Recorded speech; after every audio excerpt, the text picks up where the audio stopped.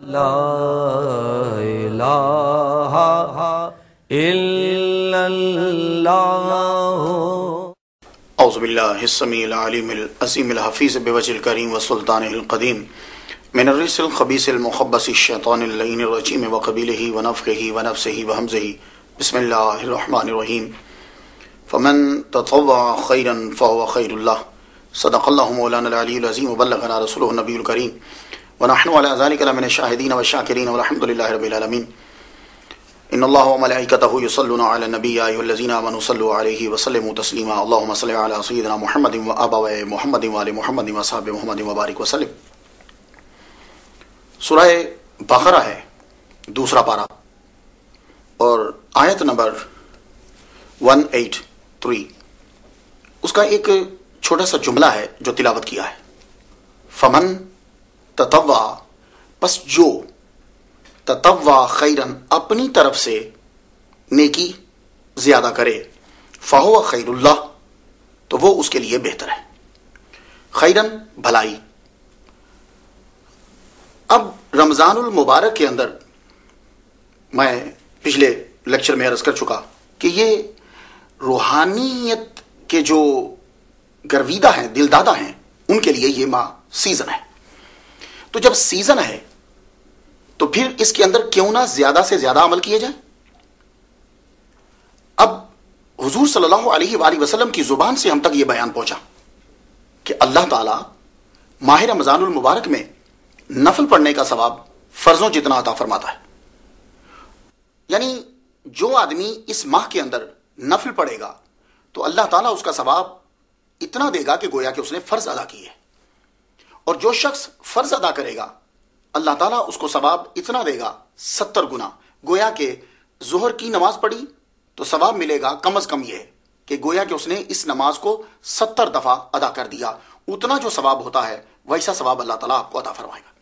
اس لیے میں کہتا ہوں، اپنے ناظرین سے یہ کہوں گا کہ ماہ رمضان المبارک کے اندر کوشش کریں کہ جتنے نوافل ادا کر سکتے ہیں کریں. اس لیے کہ ماہ رمضان المبارک میں اکثر دیکھا گیا ہے کہ لوگ مسجد میں جلدی جاتے ہیں. اذان ہوتی ہے، مسجد میں پہنچ جاتے ہیں. جب آپ مسجد میں پہنچیں گے، اب روٹین ہماری 11 ماہ کے اندر یہ ہے کہ جو فرض سے پہلے سنن ہیں، جسے آپ سنتیں کہتے ہیں، سنن ہیں، وہی ادا کر کے ہم بیٹھ جاتے ہیں. تو بیٹھنا نہیں چاہیے. ماہ رمضان المبارک میں چونکہ ہمیں ثواب نفلوں کا فرضوں جتنا مل رہا ہے، تو اس لیے ہمیں تلاش کرنا چاہیے کہ وہ نوافل کہ جن کے بارے میں حضور صلی اللہ علیہ وآلہ وسلم سے کوئی نہ کوئی روایت ہے، ہم ان نوافل کو نہ چھوڑیں. تو آئیے آج کی اس نشست کے اندر میں کچھ نوافل آپ کو بتاؤں گا کہ جو ثواب میں اور بینیڈکشن کے اندر اتنے زائد ہیں کہ ہم سن کر حیران ہو جاتے ہیں. ان میں سے سب سے پہلا جو نفل ہے وہ میں بتاؤں گا، اسے کہتے ہیں تحیۃ الوضو. یعنی کہ وضو کرنے کے بعد، یہ واو کے اوپر پیش ہے، وضو نہیں پڑھیں گے، وضو پڑھیں گے.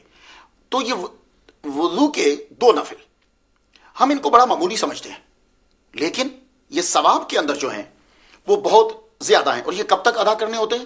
جب آپ وضو کر کے آئے تو ابھی آپ کے اعضاء میں نمی باقی ہے. نمی یعنی آپ کی اعضاء جو ہیں وہ گیلے پن کو فیل کر رہے ہیں، تو اعضاء میں نمی باقی ہے، تو اس نمی تک آپ یہ 2 نفل ادا کر سکتے ہیں. لیکن آپ نے یہ ادا تب کرنے ہیں کہ ایک تو مکروہ ٹائم نہ ہو، یعنی کہ ایسا ٹائم ہونا چاہیے کہ جس میں آپ نفل ادا کر سکتے ہیں.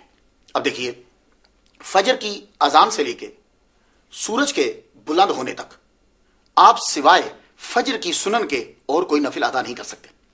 اسی طرح جب آپ نے اپنی عصر کی نماز ادا کر لی، صرف عصر نہیں کہہ رہا، آپ نے اپنی عصر کی نماز ادا کر لی، تو اب آپ کوئی نفل ادا نہیں کر سکتے. تو یہ ٹائم مد نظر ہے، یہ ان ٹائم میں نفل نہیں ہوتے. دوسری بات یہ دیکھنا ہے آپ نے کہ جماعت تو نہیں کھڑی. آپ مسجد میں داخل ہوئے، تحیۃ الوضو پڑھنا چاہتے ہیں، تو آگے دیکھا کہ امام صاحب نماز کو لیڈنگ کر رہے، نماز پڑھا رہے، تو اب بھی آپ جماعت کے ساتھ ملیں گے. تیسری چیز یہ ہونی چاہیے کہ جب آپ مسجد میں داخل ہوئے تو نماز کا ٹائم جا نہ رہا ہو، تنگ نہ ہو کہ آپ نفلوں میں لگ جائیں اور پتہ چلے کہ نماز کا جو ٹائم تھا وہ ختم ہو گیا. تو یہ ان چیزوں کو مد نظر رکھنے کے بعد اب آپ کے پاس جب ٹائم ہے تو آپ تحیۃ الوضو یعنی وضو کی کرنے کے بعد جو نمی ابھی تک آپ کے جسم پہ ہے تو اب آپ یہ 2 رکعت نماز ادا کریں گے. پہلی رکعت میں فاتحہ کے بعد سورہ کافرون اور دوسری رکعت میں سورہ اخلاص جسے قل هو اللہ احد، یہ سورہ دوسری رکعت کے اندر. حضرت عقبہ بن عامر فرماتے ہیں، ان کی اتھارٹی کے اوپر یہ حدیث ہے، اور یہ حدیث جو ہے یہ مینشنڈ ہے مسلم شریف کے اندر. حضور صلی اللہ علیہ وآلہ وسلم کا فرمان علی شان کہ جو شخص 2 رکعت ادا کرتا ہے حضوری قلب کے ساتھ، یعنی اس کا دل بھی نماز میں لگا ہوا ہے، تو الا وجبت لہ الجنہ، اس شخص کے لیے جنت واجب ہو گئی. اب ہم نے دیکھا کہ صرف 2 نفل ہیں. جب بھی آپ نے وضو کیا تو 2 نفل آپ نے تحیۃ الوضو کی ادا کیے تو الا وجبت لہ الجنہ، اس شخص کے لیے جنت واجب ہو گئی. تو ایک کام ہم نے چھوڑ دیا معمولی سمجھ کر، لیکن بینیڈکشن دیکھ رہے ہیں، اس کا بینیفٹ دیکھ رہے ہیں، اس کا ثواب دیکھ رہے ہیں کہ اس شخص کے لیے جنت جو ہے وہ واجب ہوگی. لیکن میں اس بات کو کچھ آگے اور بڑھاتا ہوں. حضور صلی اللہ علیہ وآلہ وسلم حضرت بلال سے ایک دن پوچھتے ہیں، یہ حدیث آپ کو ملے گی بخاری شریف میں. حضرت بلال سے پوچھتے ہیں کہ تم کون سا کوئی ایسا عمل کرتے ہو کہ انی سمعت دفن علیک بین یدی فی الجنہ، میں نے سنا ہے دفن علیک، تیرے نالائک مین جوتے، تیرے جوتوں کی آواز کو میں نے اپنے آگے جنت میں سنا ہے، تم کیا عمل کرتے ہو؟ اب جواب سن لیجئے. حضرت بلال حبشی رضی اللہ تعالیٰ عنہ فرماتے ہیں، عرض کرتے ہیں، یا رسول اللہ، رات دن میں جس وقت بھی میں وضو کرتا ہوں تو میرا ایک عمل ہے کہ جتنی قدرت مجھ پہ ہو، وقت ہو، میں 2 نفل وضو کے بعد ضرور ادا کرتا ہوں. تو محمد صلی اللہ علیہ وآلہ وسلم نے فرمایا، میں سمجھ گیا، یہی وہ عمل ہے کہ جس کی وجہ سے میں تیرے جوتوں کی آواز اپنے آگے سن رہا ہوں. لیکن میں اپنے سامعین و ناظرین کو یہاں تھوڑی دیر کے لیے رکوانا چاہوں گا ایک بات بتلانے کے لیے. میں نے جو حدیث پڑھی وہ کہاں ہے؟ بخاری میں. جملہ اس کے اندر کیا ہے کہ حضور فرما رہے ہیں کہ اے بلال، میں تیرے جوتوں کی آواز کو اپنے آگے جنت میں سن رہا ہوں. اب بلال زمین پر ہیں، حضور جنت میں ہیں اور ان کی آواز کو سن رہے ہیں، یا حضور زمین پر ہیں اور حضرت بلال کی آواز جنت میں سن رہے ہیں؟ دونوں صورتوں میں میرے نبی محمد صلی اللہ علیہ وآلہ وسلم کے کان کی پاور دنیا پر واضح ہو جاتی ہے. دیکھیے، اگر حضرت بلال حبشی مدینہ شریف کی زمین پر چل رہے ہیں اور حضور معراج کی رات جنت میں ہیں، تو زمین پر جو شخص چل رہا ہے اس کے جوتوں کی آواز کو میرا نبی جنت میں سن رہا ہے. یا یہ ہے کہ حضور صلی اللہ علیہ وسلم خود زمین پر ہیں اور حضرت بلال کی آواز جو ہے وہ جوتوں کی وہ جنت سے ان کے کانوں میں آ رہی ہے. تو دونوں صورت میں یہ پتا چلا کہ محمد صلی اللہ علیہ وآلہ وسلم آدمی کے اس آواز کو بھی سننے کی پاور رکھتے ہیں جو زندہ لوگ اپنے قریب کی آواز کو نہیں سن سکتے. جیسے میں عورتوں کی بات نہیں کرتا، میں مردوں کی بات کر رہا ہوں، کیونکہ مرد پاؤں اٹھا کے چلتا ہے. آپ کا ساتھی آپ کے ساتھ چل رہا ہو تو یقین جانیے آپ جاگ رہے ہیں اور وہ جوتا پہن کر آپ کے ساتھ چل رہا ہے، آپ کو اس کی آواز نہیں آئے گی، کیونکہ مرد جو ہے وہ جوتا اٹھا کے چلتا ہے. عورتوں کی عادت ہے کہ وہ جوتے کو یوں گھسیٹ کے زمین کے ساتھ چلتی ہیں، ان کی آواز آتی ہے، اس کی آواز نہیں آتی. میرے نبی صلی اللہ علیہ وآلہ وسلم کے کان مبارک اتنے پاورفل ہیں کہ حضرت بلال حبشی زمین پر چل رہے ہیں اور محمد صلی اللہ علیہ وآلہ وسلم ان کے نالین کی آواز کو جنت میں سن رہے ہیں. تو اسی لیے محدثین کہتے ہیں بخاری کی اس حدیث کو پڑھنے کے بعد کہ وہ نبی کہ جو حضرت بلال حبشی کے نالین کی جوتوں کی آواز کو سن سکتے ہیں اتنی دوری سے، وہ ہمارے درود و سلام کو بھی سن سکتے ہیں، کیونکہ یہ زمین کا ڈسٹینس اور فاصلہ بہت کم ہے. اللہ اکبر جل شانہ. خواتین و حضرات جتنے سماعت کر رہے ہیں، پہلی بات تو ماہ رمضان المبارک کے اندر یہ جب بھی وضو کرو آپ یہ 2 نفل، اگر اس وقت ٹائم ہے تو ان 2 نفلوں کو ضرور ادا کیجیے.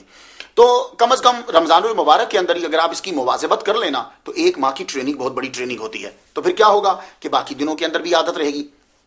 اس کے بعد ایک اور نفل ہے جب ہم مسجد میں جاتے ہیں، یہ تو ان کے لیے بھی ہے، عورتیں ہیں گھر میں ہیں، مرد ہیں وہ گھر میں ہیں یا مسجد میں ہیں، ہر 2 صورت میں. لیکن یہ دوسرے جو نفل میں بتانے لگا ہوں یہ ہیں تحیۃ المسجد کے. اب تحیۃ المسجد کے جو 2 نفل ہیں یہ وہی ادا کرے گا جو مسجد جاتا ہے.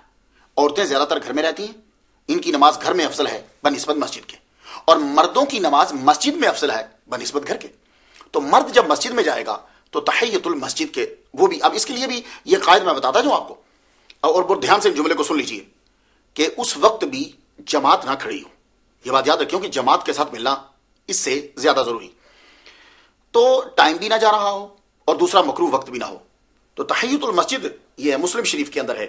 حضور صلی اللہ علیہ وآلہ وسلم کا فرمان علی شان فَلْيَرْكَعْ رَكَعَتَيْنِ قَبْلَ أَنْ يَجْلِسَ. بیٹھنے سے پہلے یہ تحیۃ المسجد کے جو 2 نفل ہیں یہ بیٹھنے سے پہلے آپ کو ادا کرنا ہے. ابھی دیکھیے آپ لوگ نماز پڑھنے کے لیے جا رہے تھے, اذان ہوئی, اب جو ڈیوریشن ہے بٹوین اذان اینڈ کانگریگیشن یعنی مینز جماعت کافی سارا ہے, 15 منٹ کا ہے. تو 15 منٹ کا ہے تو اب آپ وہ جو بیٹھنے سے پہلے تحیۃ المسجد جو ہے وہ ادا کر لیجئے 2 رکعتیں. تو 2 رکعتیں جو ہیں اس کا ثواب, لیکن ٹائم جو ہے وہ آپ کے پاس ہونا چاہیے. خاص طور پر یہ تحیۃ المسجد ان کے لیے جو ہے وہ ریکمینڈ کی گئی کہ جو لوگ نماز پڑھنے کے لیے مسجد میں نہیں گئے. اگر آپ جماعت کے ساتھ مل جاتے ہیں تو پھر تحیۃ المسجد پڑھنے کی ضرورت نہیں ہے. اگر آپ نے نماز ادا کر دی تو یہ چیز اس کے اندر آ گئی. بعض اوقات ایسا ہوتا ہے کہ ہم مسجد میں ویسے ہی چلے جاتے ہیں, جیسے بادشاہی مسجد میں آپ لوگ گئے, جیسے شاہ فیصل مسجد دیکھنے کے لیے آپ لوگ گئے, یا جیسے مسجد نبوی میں چلے گئے, نماز کا ٹائم نہیں تھا لیکن آپ یا وہ نماز آپ پڑھ چکے ہو تو آپ ویسے گئے ہو. تو ان لوگوں کے لیے یہ ہے کہ اب مسجد سے خالی مت پلٹو.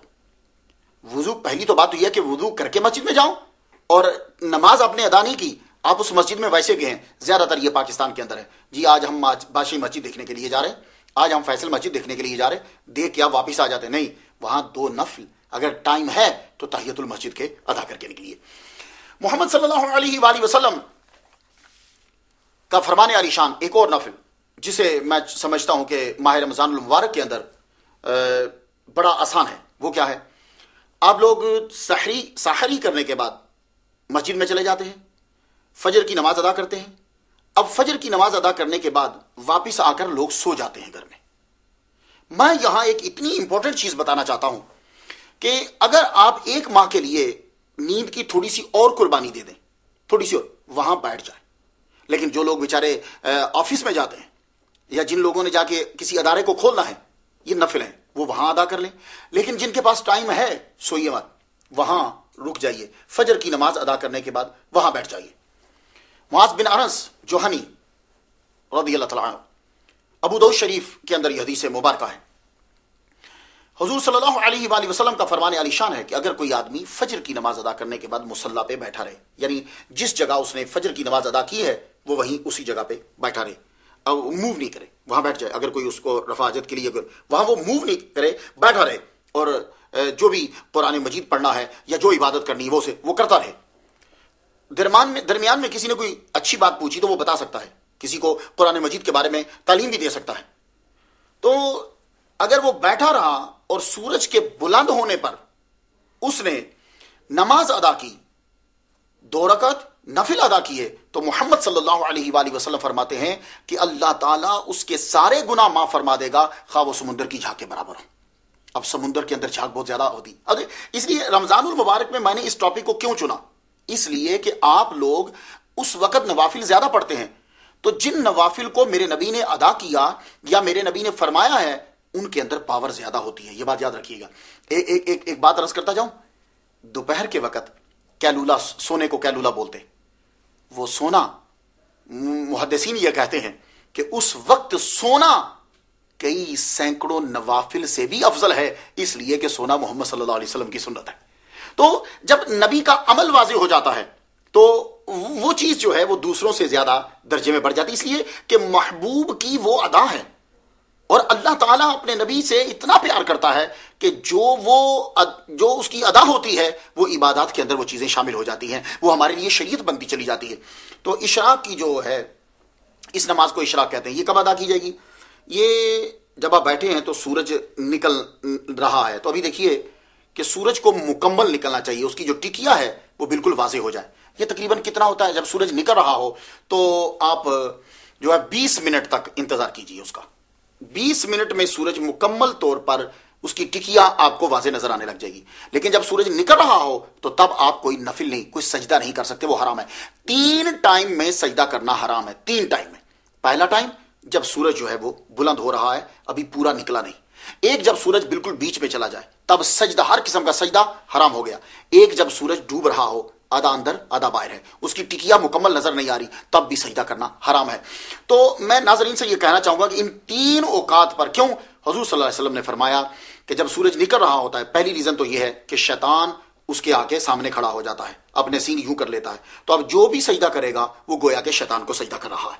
اور دوسری ریزن یہ ہے کہ ان تین اوقات میں ہمیں منع کیا گیا سجدہ کرنے سے کہ جتنے بھی سورج کو پوجنے والے تھے وہ ان تین اوقات میں سورج کی پوجا کرتے تھے۔ ایک جب سورج نکل رہا ہوتا تھا تو تب اس کے آگے جھک جاتے تھے کہ سورج کو بھگوان مانتے، پوجتے، اور جب وہ سورج پیک پہ جاتا، بلندی پہ، یعنی وہ جب بیچ میں ہوتا ہے، مڈل میں ہوتا ہے، تو تب اس وقت اس کی پوجا کرتے کہ اب یہ بالکل پیک کے اوپر ہے، اور جب سورج ڈوب رہا ہوتا تو تب یہ اس کو سجدہ کرتے۔ تو ہمارے نبی صلی اللہ علیہ وآلہ وسلم نے ان تینوں اوقات میں سجدہ کرنے سے منع کر دیا تاکہ سورج کو پوجنے والے جو ہیں ان سے مشابہت نہ ہو جائے۔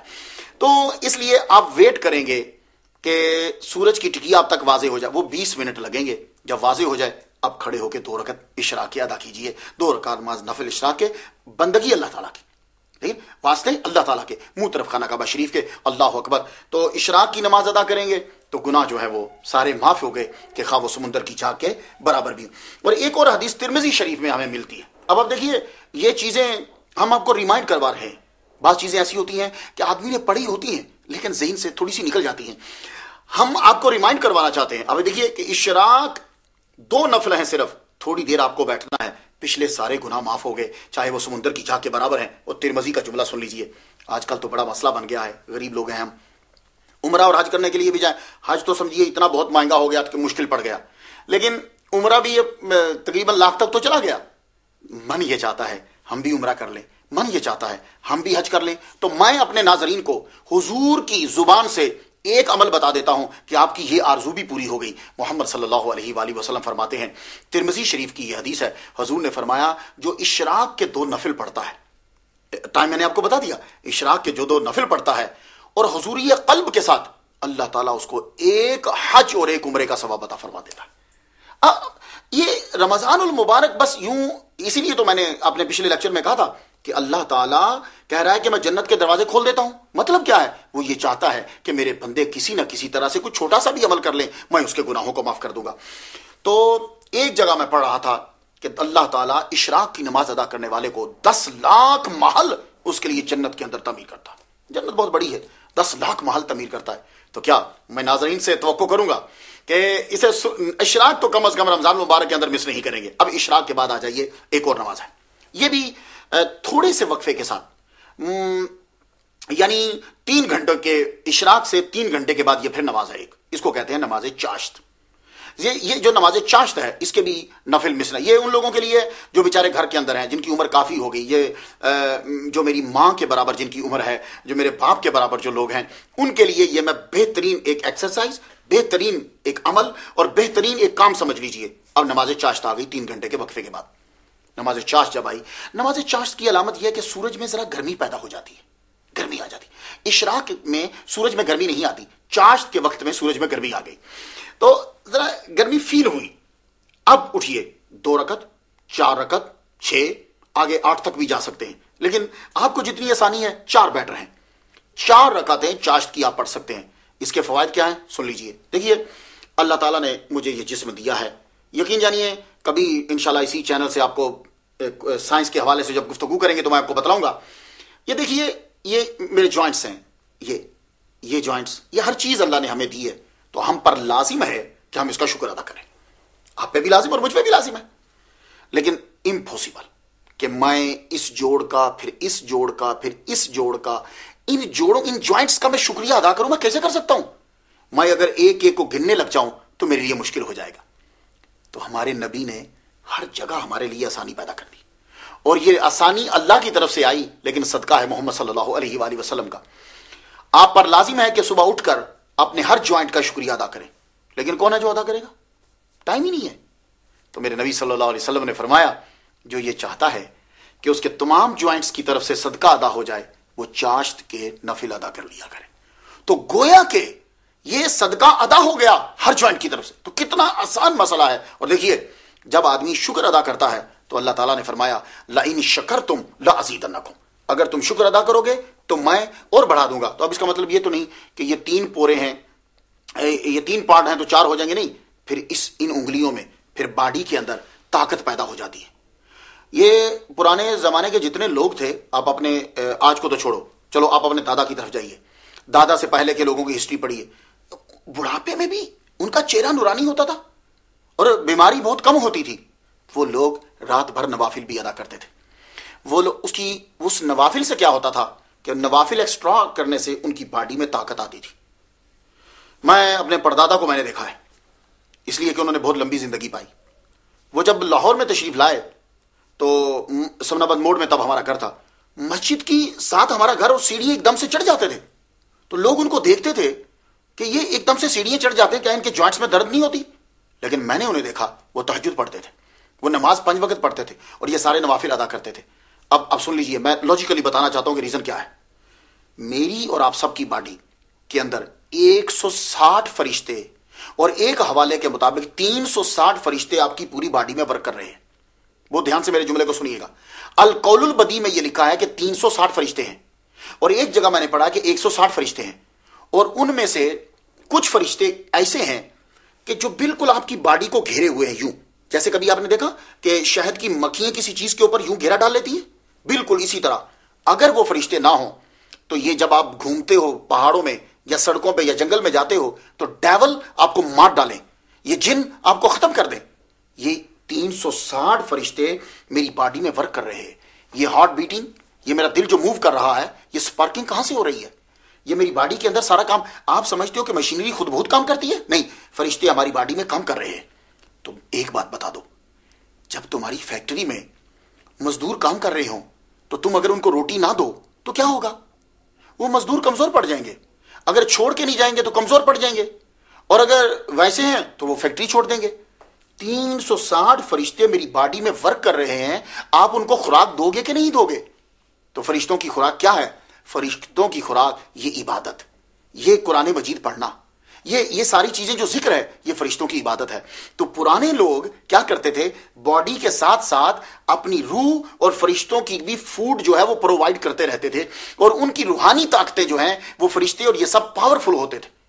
تو ہمیں بھی چاہیے کہ کم از کم ماہ رمضان المبارک کے اندر باڈی کی طاقت کو کم کرو اور روح کی طاقت کو بڑھا دو. قرآن مجید کے اندر یہ کہا گیا وَمَنْ أَعْرَضَ عَنْ ذِكْرِي فَإِنَّ لَهُ مَعِيشَةً ضَنْكًا. جو ہمارے ذکر سے اعراض کرتا ہے ہم اس کی روٹی کو بند کر دیتے ہیں. اگر اس کا ظاہری معنی لیا جائے، لیکسیکل میننگ لیے جائیں، تو پھر تو مطلب یہ ہوا کہ جو اللہ نہیں کرتا، اللہ اس کو روٹی نہیں دے گا. چلیے، مجھے 11 سال امریکہ میں ہو گئے، سب سے زیادہ روٹی وہاں ہے، اور جتنی روٹی وہ پھینکتے ہیں، یہ اب تحقیق ہو چکی ہے کہ ایک دن کی روٹی امریکہ کی جو پھینکی جاتی ہے وہ اٹھا کے پاکستان میں لے آئیں تو آدمی سب کے سب سیر ہو کر رات کو سوئیں گے. اندازہ کر لیا آپ نے؟ تو اتنی روٹی ہے ان کے پاس. تو مطلب کیا ہوا؟ مطلب یہ ہے کہ جو اللہ کا ذکر نہیں کرتا، اللہ کی عبادت نہیں کرتا، اس کی روح کی روٹی کو بند کر دیا جاتا ہے. یہی وجہ ہے سوئٹزرلینڈ یورپ کی جنت ہے، لیکن سب سے زیادہ خودکشی وہاں ہوتی ہے. کیوں ہوتی ہے؟ میں خود سوئٹزرلینڈ کو دیکھا، میں پچھلی مئی میں وہاں تھا. لوگ پریشان ہیں. بھائی جب یورپ کی جنت سوئٹزرلینڈ ہے، ہر آدمی کو 3500 گورنمنٹ دے رہی ہے لیگل کو، پھر کیوں مر رہے ہو؟ وجہ یہ ہے کہ ہماری روح بے چین ہے. تو آج یہ جو میں آپ سے عرض کر رہا ہوں، آج ہمارے چینل سے یہ جتنے ناظرین ہیں سن لو، جب تک اللہ کا ذکر، نوافل، عبادت نہیں ہوگی، یقین جانیے ہم لوگ دولت ہونے کے باوجود بھی سکون حاصل نہیں کر پائیں گے. تو چاشت جو ہے یہ آپ لوگوں کے لیے ضروری.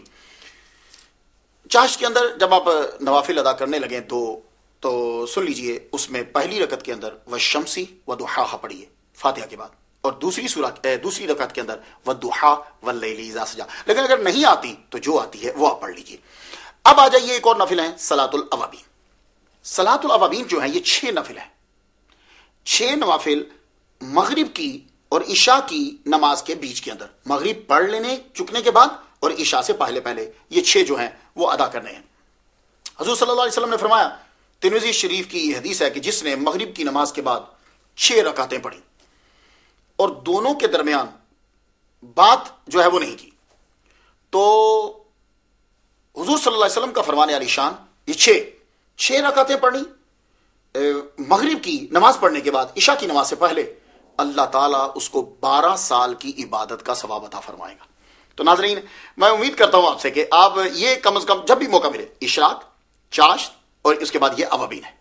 اس کو آپ کے پاس بہت ٹائم ہے, آپ اسے جو ہے وہ ضرور ادا کیجئے. اب آ جائیں, ایک اور نوافل ہیں جو بہت ادا کیے جاتے ہیں, اسے کہتے ہیں صلاۃ التراویح. یہ تراویح کی جو نماز ہے, کچھ لوگ یہ سمجھتے ہیں کہ جی ہم نے صبح روزہ نہیں رکھنا اس لیے ہم تراویح کیوں پڑھیں. دیکھیے تراویح علیحدہ ہے, روزہ علیحدہ ہے. روزہ فرض ہے, تراویح جو ہے وہ فرض نہیں ہے. تراویح کی سائنٹیفکلی بھی بہت سے فوائد ہیں, اور ویسے بھی ہمیں سائنس اور دنیا ہم اس چیز کو نہیں دیکھتے. ہم سب سے پہلے یہ دیکھتے ہیں کہ ہمارے نبی صلی اللہ علیہ وآلہ وسلم نے کہا ہے, بس یہ ہمارے لیے سب سے بڑی دلیل ہوتی ہے.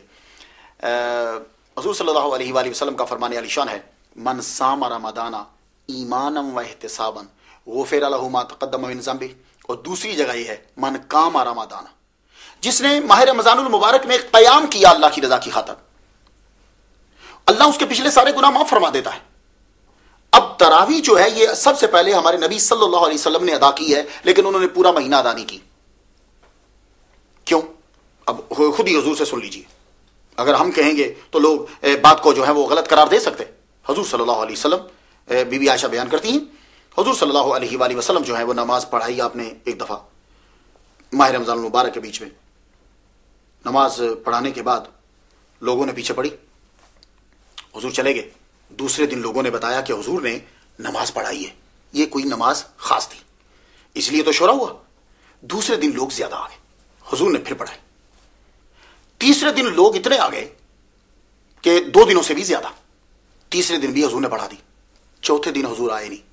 اتنے لوگ مسجد میں جمع ہو گئے کہ دل دھرنے کو جگہ نہیں تھی, یعنی مسجد جو ہے وہ فل ہو گئی.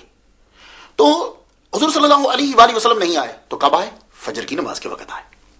فجر کی نماز میں جب آئے تو نماز پڑھائی, تو کانگریگیشن یعنی جماعت کے بعد حضور صلی اللہ علیہ وسلم نے خطبہ پڑھا, لوگوں کی جانب متوجہ ہوئے. کہنے لگے میں جانتا تھا کہ تم آؤ گے. حضور کا جواب, میں جانتا تھا کہ تم آؤ گے, میں دانستہ طور پہ باہر نہیں آیا. کیوں؟ اگر میں آج بھی اس نماز کو پڑھانے آ جاتا تو یہ نماز تمہارے اوپر فرض ہو جاتی اور تم اس کو اچھی طرح پھر تم ادا نہ کر پاتے سے. یہ ریزن حضور نے خود بتا دی تراویح کی کہ اگر میں آج بھی آ جاتا اور مسلسل اس نماز کو پڑھتا تو یہ نماز تمہارے اوپر لازم ہو جاتی. تو اس لیے حضور صلی اللہ علیہ وسلم نے تراویح کو پورا رمضان نہیں پڑھا. انہوں نے چھوڑ دیا, اس لیے چھوڑا کہ یہ فرض نہ ہو جائے. اور آپ نے یہ کتنی رکعت پڑھی تھی؟ تو مصنف ابن ابی شیبہ کے اندر ہے, جلد 2 ہے, صفحہ اس کا 294 ہے. اور یہ عبد الرزاق ان کی یہ کتاب ہے. اور عبد الرزاق کون ہے؟ اگر آپ کی اسٹڈی ہے تو آپ سمجھیں گے عبد الرزاق امام بخاری کے استاد ہیں. تو امام بخاری نے ان سے پڑھا ہے. وہ اپنی کتاب میں لکھتے ہیں کہ حضرت عبداللہ ابن عباس رضی اللہ تعالیٰ عنہ نے فرمایا کہ تراویح کی رکعات محمد صلی اللہ علیہ وسلم نے جو پڑھائی تھیں وہ 20 تھی. تو امام بخاری کے استاد کہہ رہے ہیں. اور حضور صلی اللہ علیہ وآلہ وسلم کے بعد بیچ میں چونکہ یہ لازم نہیں تھی چھوٹی, پھر حضرت عمر کا دور آیا تو حضرت عمر نے ابی ابن کعب کو پہلا سب سے تراویح کا امام مقرر کیا. انہوں نے بھی جو تراویح کا امام ہے انہوں نے بھی 20 تراویح جو ہے وہ پڑھی. اس کے بعد بہقی شریف جلد 2 صفحہ 496 ہے. مولا علی شیر خدا حفاظ کو بلاتے تھے اور ان سے کہتے تھے کہ جاؤ تراویح کی نماز جو ہے وہ تم پڑھاؤ. تو ان کے دور میں بھی, یہ بہقی کے اندر ہے, ان کے دور میں بھی تراویح کی رکعت اتنی ہی ہوتی تھی. وطر امام مولا علی شیر خدا خود پڑھاتے تھے. یہ میں نے پڑھا کہ وطر جو ہے وہ خود پڑھاتے تھے, اس لیے کہ جو امامت کرواتا ہے عشاء کی وہی وطر پڑھاتا ہے. تو تراویح جو ہیں وہ دوسرے آئمہ اربعہ جتنے گزرے ہیں, امام اعظم نعمان بن ثابت رحمہ اللہ تعالیٰ, اور امام شافعی رحمہ اللہ تعالیٰ, امام مالک رحمہ اللہ تعالیٰ, اور امام احمد بن حنبل رحمہ اللہ تعالیٰ, سب کے راجح قول جو ہے وہ یہی ہے کہ تراویح جو ہے وہ 20 ہے. اور علامہ ابن تیمیہ کا بھی قول جو ہے وہ یہی ہے. فتاوی ابن تیمیہ جلد جو ہے وہ 23ویں جلد کے اندر صفحہ 112 میں ہے. ان کا فتویٰ یہ ہے کہ تراویح جو ہے وہ 20 رکعات ہیں. اور آج بھی چلے جائیے آپ, مکہ کے اندر 20 ہی پڑھائی جاتی ہیں, مدینہ کے اندر بھی 20 ہی پڑھائی جاتی ہیں. تو سب جگہ پہ تراویح جو ہے وہ اتنی ہی رکعات ہوتی ہیں. خیر نوافل ہیں اور جتنا بھی آپ اسے پڑھیں گے زیادہ سے زیادہ جو ہے وہ ثواب ملتا ہے. تو آئیے دعا کرتے ہیں اللہ تعالی ہم سب لوگوں کو ماہ رمضان المبارک کے اندر زیادہ سے زیادہ نوافل ادا کرنے کی توفیق عطا فرمائے. اجازت دیجیے, وآخر دعوانا الحمدللہ رب العالمین. لا الہ الا اللہ